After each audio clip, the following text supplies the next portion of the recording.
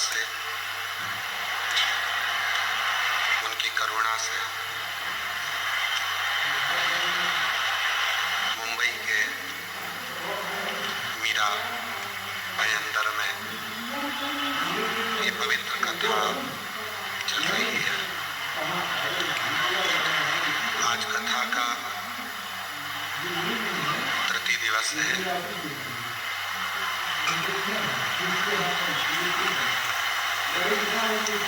कथा के पवित्र मंडप में विराजमान सभी भगवान शिव के पुत्र पुत्रियां, कथा के मुख्य यजमान श्री प्रताप इंदर भाई, बाबूराव सरनाईक जी, माननीय नामदार परिवहन मंत्री, साबुन रखा है, शैम्पू रखा है, सर्फ की थैली रखी है, बिस्कुट रखा है, बहुत सारा सामान सामने रखा है। उसको रिंग दिए जाते हैं, 10 रुपए के 5 रिंग। उस रिंग को फेंकोगे, जिसमें चले गया वो तुम्हारा होगा।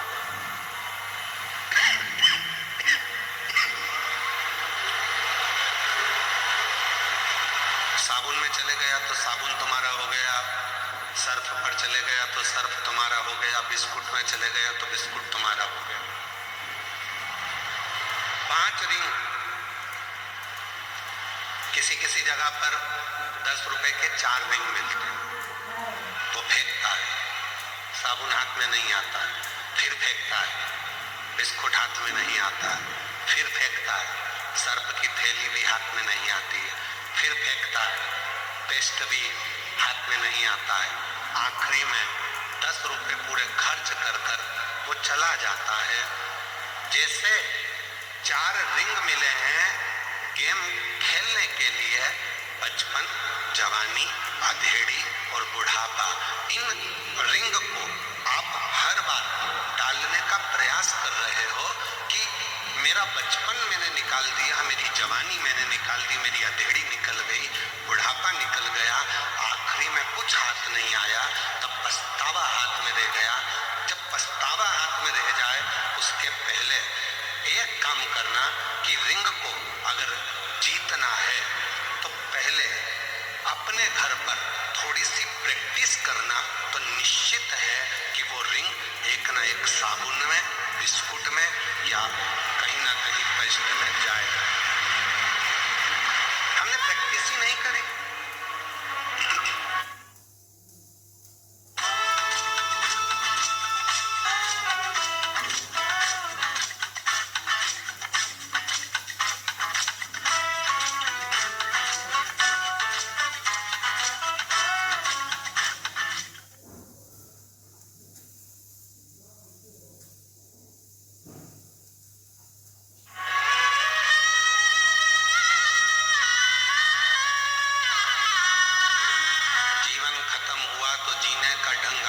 सम्मा बुझ गई तब महफिल में रंग आया।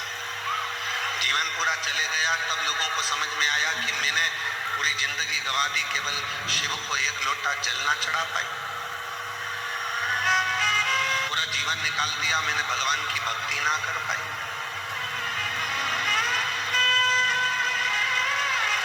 मेरा पूरा जीवन निकल गया और मैं भगवान का भजन ना कर पाई।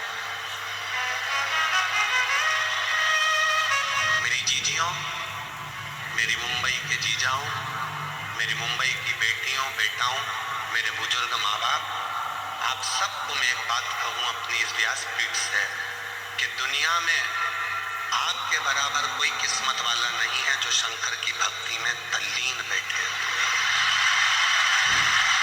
तल्लीन बहुत है।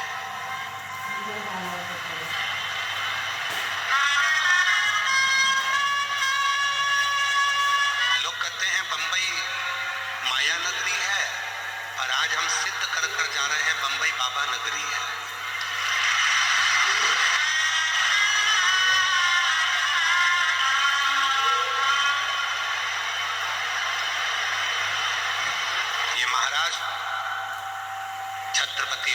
शिवाजी का है।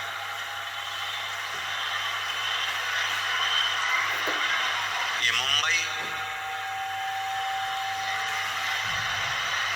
जिस मुंबई पर एक आवाज पर पूरा हिंदू एकत्रित हो जाता था, ये मुंबई पूरा बाला साहेब ठाकरे जी का है।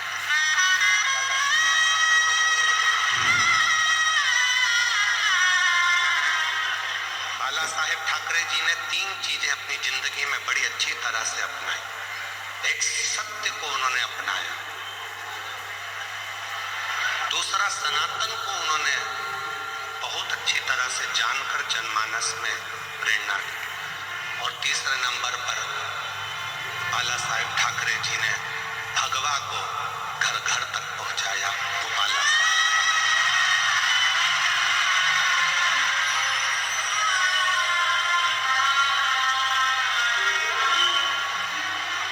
मुंबई में किसी विधर्मी की,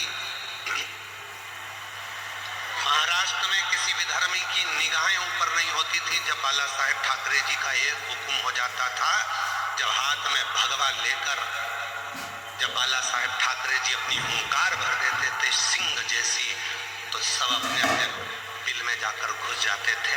वो गर्जना बाला साहेब ठाकरे जी की, वो गर्जना बाला साहेब ठाकरे जी की थी।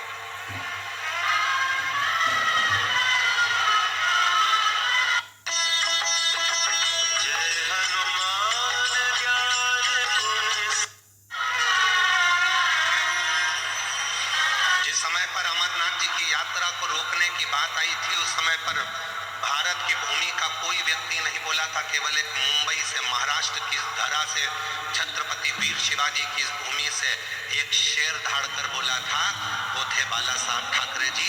अगर अमरनाथ की यात्रा रुकी तो तुम्हारी भी आगे की यात्रा रोक दी जाएगी। याद रखना, जाना मुंबई से, तुम्हें जाना मुंबई से ही है। इस बात का अंदाजा लगा कर बैठना। 3 चीजें मेरे बाला साहब ठाकरे जी ने अपनी जय हनुमान ज्ञान गुण सागर जय। और यहां तक शिवपुराण कहती है, जलाधारी में से जब पानी गिर रहा हो और भगवान तुम्हारे हाथ में अगर कोई बेलपत्री का पत्ता हो, नहीं हो तो मंदिर की बेलपत्र जो चढ़ी चढ़ाई हो वो भी अगर आपने शिवलिंग पर चढ़ा दी और थोड़ी देर बैठ गए और बूंद बूंद पानी उस पर से गिर रहा है, थोड़ी देर वो जया विषहरा शामली बारी दौतली देव, वो बूंद बूंद पानी उसमें से गिर रहा है, उसको गिरने दो। और थोड़ी देर दर्शन करने के बाद उस बेलपत्र को डॉक्टर जिसको कह दे कि इसकी ब्लॉकेज ज्यादा है, इसका ऑपरेशन करना पड़ेगा, बाईपास करना पड़ेगा, डॉक्टर साहब से कहना मुझे 2 दिन दे दो मात्र, परसों के दिन बाईपास करा लूंगी, या 2 दिन आप ट्रीटमेंट करो। 2 दिन जो शिव जी के जलाधारी में से पानी गिरता है, जया विषहरा शामली बारी दौतली देव, जो पानी को गिरा रही होती हैं, उसके नीचे रखी हुई बेलपत्र को यदि जिसके हार्ट में प्रॉब्लम हो, जिसके थायराइड की प्रॉब्लम होती है, अगर वो बेलपत्र को अगर उस व्यक्ति को 2 दिन एक चढ़ी हुई बेलपत्र फिर एक चढ़ी हुई बेलपत्र 2 दिन खिला दीजिए और तीसरे दिन फिर जांच कराइए, डॉक्टर आपको बोलेगा कि अभी ऑपरेशन की जरूरत नहीं है, दवाइयों से आराम मिल जाए।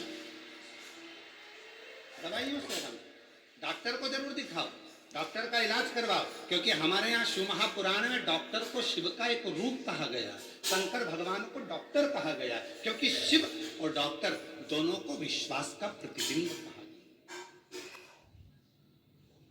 डॉक्टर का पत्र, विश्वास, एक पत्र है, अच्छा है।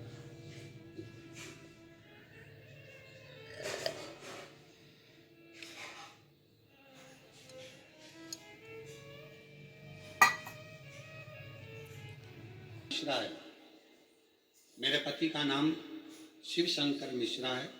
मैं विरार पालघर महाराष्ट्र में रहती हूँ। कहीं बैठी हो तो हाथ हिला सकती हैं, अगर कहीं बैठी हो तो हाथ हिला सकती हैं। मेरा नाम साधना मिश्रा है। मेरे पति का नाम शिवशंकर मिश्रा है। मैं विरार पालघर महाराष्ट्र में रहती हूँ। कहीं बैठी हो तो हाथ हिला सकती हैं। आप ही हैं, आ जाइए, आ जाओ, एक बेलपत्र लेकर जाओ। गुरुजी, मैं बाबा की कृपा का क्या वर्णन करूं। 2022 में मेरे पति को कैंसर हो गया था। टाटा हॉस्पिटल मुंबई में मैंने दिखाया। डॉक्टर बोले चौथे स्टेज का कैंसर है, मात्र 6 महीने की इनकी उम्र है, तुम इनकी सेवा कर लो और इससे ज्यादा कुछ नहीं। ऑपरेशन भी कराओगे, सफलता इसमें नहीं है क्योंकि 4th स्टेज का है, ये नहीं बचेंगे, इनको आप घर ले जाओ। हमने डॉक्टर से कहा आप दवाइयां दीजिए, बाकी का शिव जी पर छोड़ दिया। गुरुदेव, एक रिश्तेदार ने कहा सियोर वाला बाबा कथा कहता है, वो वर्णन करता है कि शिव पर चढ़ी हुई बेलपत्र यदि खिलाई जाए, शंकर पर चढ़ा हुआ पानी पिलाया जाए और घर से 1 लोटा जल रोज ले जाकर चढ़ाया जाए तो उसका फल मिलता है। गुरुदेव, मैं तो जानती भी नहीं थी। किसी के कहने पर मैं सीहोर पहुंच गया। सीहोर में जाकर वहां कंकर शंकर की पूजा किए। गुरुदेव, सीहोर गए, वहां जाकर कंकर शंकर की पूजा किए, वहीं से एक रुद्राक्ष मांग कर लाए, वही गलाकर बाबा को चढ़ाते और वही जल अपने पति को पिलाते। एक बेलपत्र बाबा से मांग कर लाती और शिव जी की बेलपत्र अपने पति को खिला देती। आज डॉक्टर ने 2022 में गुरुदेव केवल 6 महीने दिए थे। आज मेरे बाबा की कृपा से उनको पूर्ण तरह से कैंसर में आराम मिल गया और बाबा की कृपा से वो ठीक हैं। ये शिव की कृपा। गुरुदेव, एक बात और कहना चाहती हूँ। मेरा लड़का नीट की तैयारी कर रहा था लेकिन निकल नहीं पा रहा था। तब मैं उसको सूरत में जब कथा हो रही थी वहां पंडाल में लेकर गई, क्योंकि मैंने सुना था पंडाल में बैठकर जो मांगा जाता है शिवजी 3 महीने के अंदर जरूर देते हैं। मैंने अपने लड़के से कहा तू मुझे मेरे साथ सूरत चल। मेरा लड़का सूरत गया। कथा के पंडाल में बहुत भीड़ थी, हम लोग एक कोने में जाकर बैठ गए। कथा सुनी, वहां की मिट्टी को मैंने अपने बेटे के मस्तक पर लगा दिया और कहा यहाँ प्रणाम कर कर चल, बाबा से बोल कर चल कि नीट क्लियर हो जाएगा, मैं पंडाल में कथा सुनूंगा।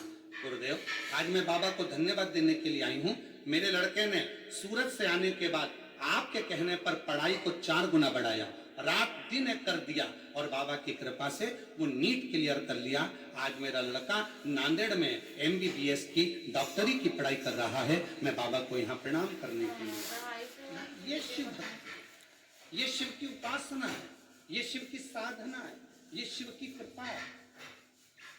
ये करूँ, ये दया।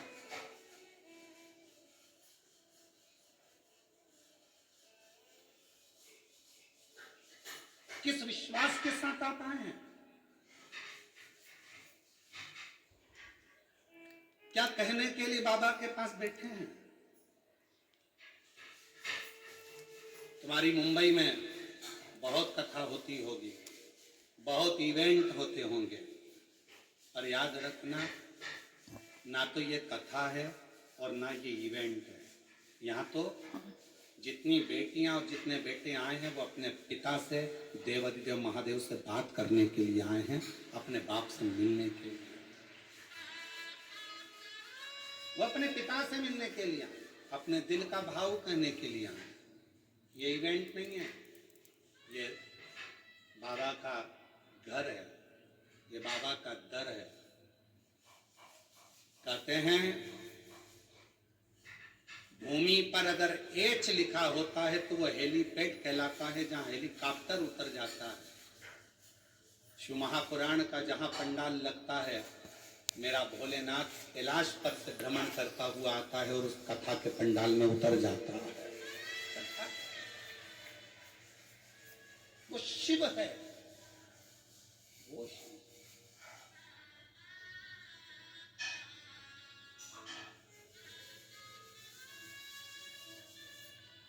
और मेरे भोले तेरा सहारा है, मेरे भोले तेरा सहारा है,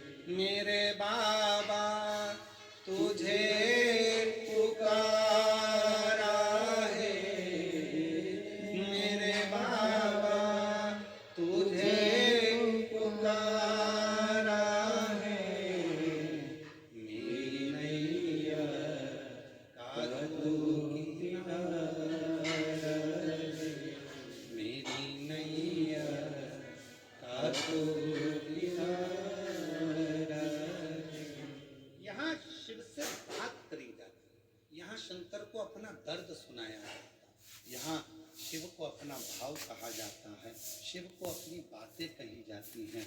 यहाँ केवल कथा नहीं, यहाँ पिता के साथ में चर्चा होती है, बात होती है और शिव उसको स्वीकार करते हैं। शिव स्वीकार।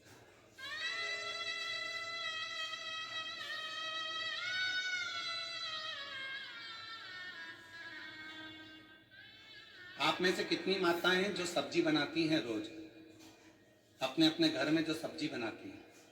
सब बनाती हो? ठीक है। सब्जी इतनी बनाना है तो बघार भी क्या इतना ही बनाओगे? चमके तो बोलो नहीं। बघार कितना सा बनाओगे? इतनी दाल है, मालूम पड़े एक किलो तुमने दाल बनाई, 1 किलो आलू की सब्जी बनाई, तो उसमें बघार कितना डालोगे? थोड़ी सी राई, थोड़ी सी जीरा, थोड़ा सा तेल, थोड़ा सा नमक, थोड़ी सी मिर्ची, थोड़ा सा हरा धना, ये सब पिसा धना, गरम मसाला, थोड़ा सा। दाल 1 किलो है, बघार थोड़ा सा। शिव महापुराण की कथा भी ये कहती है, जीवन